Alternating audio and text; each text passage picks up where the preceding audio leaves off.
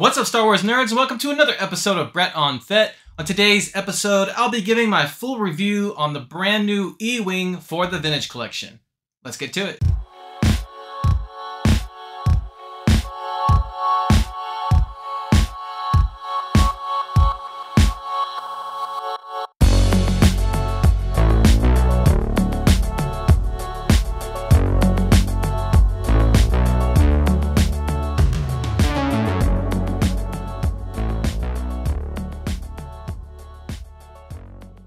Welcome back to the channel. This is episode 107 of Brett on Fett.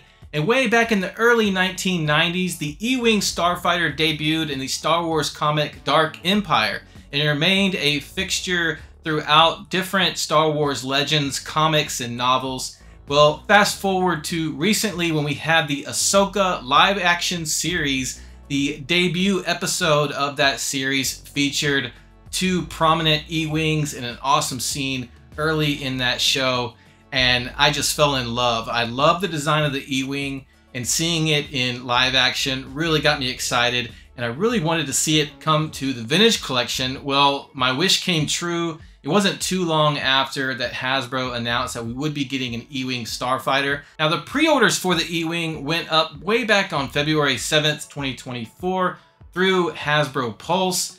And finally, this past week, they started shipping out to people. But what also happened this week is that Shop Disney put it up for sale, and it was in stock. So if you never pre-ordered it, you can go on Shop Disney and order it now. It did go out of stock temporarily a couple days ago, but I checked it again. This is Saturday, the 9th of November, 2024. And as of today, Shop Disney did have it in stock. So if you're interested in this vehicle, you can go on to Shop Disney and order it. Of course, you can also get it through Hasbro Pulse as well. So I'm going to give you guys my full review of this new vehicle, plus the droid figure it comes with.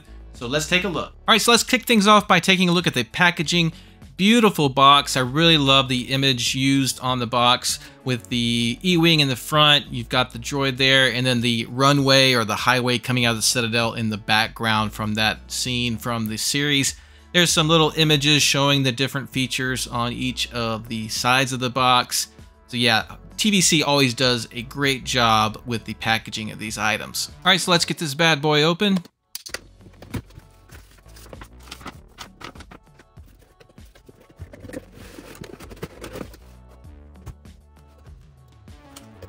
There are the guns. There is the main fuselage for the ship.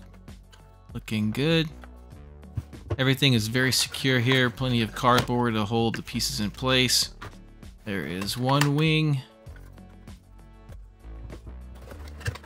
And there is the other. Let's take these shells out. And there is the figure, nicely secured, by the way, with these tabs. I really like how they did that. And because of how they packaged it, the card back arrived in perfect condition. All right, so there is all of the content straight out of the box. All right, before we take a look at the ship, let's first take a look at the droid that it comes with. This is KE4-N4, or Kenner, since this droid is based off of the original Kenner design for R2-D2, which is awesome. That's my favorite thing about this droid, the big eye and the teardrops. On the back, it's got the yellow, which I think really pops. You can see it's VC341, and there's a description of the droid and, of course, an image of the product on the back, which is a bit silly, but in this case, this one hasn't been made before, so they would have done that anyways, even if they were showing the first-time product image. All right, and here he is out of the packaging. Yes, I did decide to open it. I'm going to have to worry about getting a carded version for my carded collection later on, but I just had to get this guy out and check him out. He looks so great. Love the big eye, love the teardrops, really love the color combination of this droid. When I saw this droid on the show, I knew I really wanted him. This is just a great looking droid, especially the dome. You know, it just brings back that nostalgia for R2-D2, but it is the typical mold. I believe this is the same mold as the New Hope R2-D2 we got recently. You can see it's got a Build-A-Droid feature there, which is an old mold, of course, that they've reused, but it is, you know, a good size, I think, and you can see that R2 here next to him. It is the same mold for the body, which I'm totally fine with. I think it's a decent mold. Here is that Antok Merrick droid where, you know, it's totally undersized. This is the one they had the Empire Strikes Back R2-D2 based on, and yeah, you can see just too small. So glad they didn't go back to using that mold. I'm totally fine again with using the older mold from R2-D2. And I'll go ahead and bring in Chopper as well for comparison, but obviously Chopper is another figure that is undersized as well. Overall, excellent figure for the KE4-N4. Really love this droid. All right, so here is the New Republic E-Wing out of the packaging and assembled. And I want to just take an overall look at this thing. And yeah, my first impressions are that the mold is excellent. I really like what I'm seeing here. We'll take a closer look in a second, but I just want to get a feel for the overall look of it. It is a very large ship. I'll try to compare it to something a little later, but yeah, really liking the molded details on here. Looking really good. There is the engines. There's a look at the underside.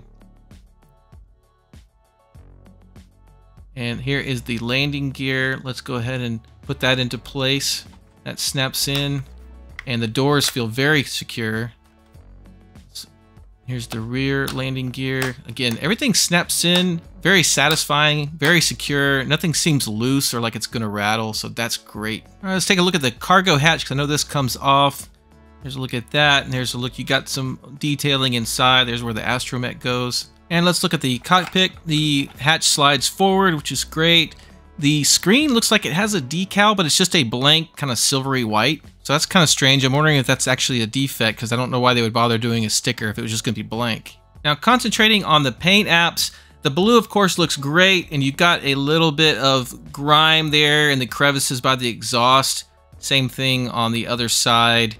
But the obvious thing here is that there is no overall weathering for the main body of the ship. And, you know, these aren't dirty ships in the show. I think they're supposed to be, they're New Republic ships, right? They haven't been really in any battles probably, so they shouldn't be completely weathered up, but just a little bit of a subtle wash would have been nice, rather than just having the bare plastic color there. But you can see everything else about this looks really good. I think if they just simply added just a little bit of a light wash, it would have really made this thing pop. You can see the exhaust molds there. Really like the molding again. And there's some of that dirt around the back of the engines, so that's good. It does have, you know, bits of weathering here and there, so that's fine. Just would have loved an overall subtle wash on this thing. All right, so let's get some figures in this thing. Let's start with the droid. Of course, you take the hatch off, and oh wow, so that he actually pops in there securely. What's going on here? So there's some like little clamps, I guess, and he snaps in, and that's very satisfying, and he's very secure. I haven't even put the top over him. And I'm shaking the ship, and, you know, he's really not rattling around. So that's great. And then you put the hatch back on, and that's going to really secure him. So yeah, he does not come out. He's solid. Really like that he, you know, kind of snaps into place. That's great. Now, of course, the pilot isn't out yet, Lieutenant Callahan. So I'm going to bring in one of my Duros X-Wing pilots. We'll go ahead and plop him in there and see how he does. And he seems to fit nice and snug in there. And let's see, the hatch does clear over his helmet just fine. And yeah, he's looking pretty cool. I'm kind of liking the Duros pilot in there with the blue skin matching the blue of the E-Wing. So kind of liking that, at least as far as a temporary placeholder until the real pilot shows up. All right, next, if you're curious what other droids might fit in your E-Wing, I gathered up a variety of different droids. This is that Antok Merrick droid that's a little bit undersized. And yeah, he doesn't fit in there as securely because he's a little bit smaller. So let's put the top on there. He's a little bit, you know, his dome doesn't come up as high. But it is secure. Once I put that hatch back on, he's not rattling around. So that's really good. I think he rattled a little bit with the Antok Merrick X-Wing. But seems to be okay in the E-Wing. Next up, I grabbed an R5-D4. This is the Build-A-Droid body, of course. And he seems to fit in there nice and snug as well. And let's see, the hatch clears over him. Yeah, he's nice and secure. He is not going anywhere. So if you want to put an R5-D4 in the E-Wing, that's going to work just perfectly. All right, let's get R5 out of there. And next, I want to try poor little Chopper since he is undersized. And yeah, he's kind of just fallen in there. He seems very loose. And yeah, that's not going to work. He can barely even see over the hatch. No, he cannot see over the hatch. He's below the hatch. So that is no good. And finally, I want to bring in another droid from Ahsoka. This is RD3. I love this droid. This is from the Disney Ahsoka pack. And to say build a droid, and he seems a little bit too big, and yeah, I cannot get the hatch over him. That's interesting. Yeah, I'm kind of trying to force it here, but no, this is not going to fit. And you can see the opening of the hatch, it just won't even barely clear his dome. Nope, it doesn't even clear his dome on the side. So here's one that will not work. So if you're trying to put RD3 in the E-Wing, who also is from Ahsoka, the body seems the same size as the KE4-N4, but the dome, I guess, is just much wider at the base. Alright, I wanted to compare it in size to another ship, so I'm bringing in the Mando N1 Starfighter. Sorry guys, X-Wing would be an obvious choice, but my X-Wing is up high on fishing line. I don't want to undo it, it's too difficult, so I'm going with the N1. You can see it is a bigger ship than the N1, although it's about the same length when you count the tail. And speaking of, let's just go ahead and measure it. So it's about 17¼ inches in length. Height, when it's got the landing gear, is about 5 inches.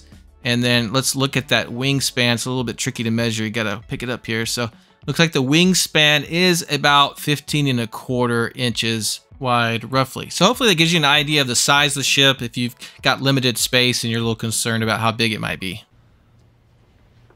So overall, this is a fantastic vehicle release for the Vintage Collection. It feels really well put together. Everything is solid. There's no loose parts.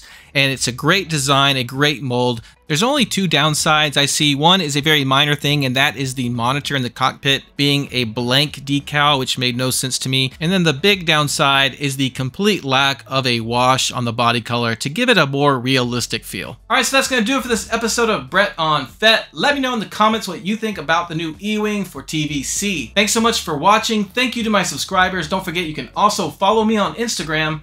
Take care, and we'll see you next time.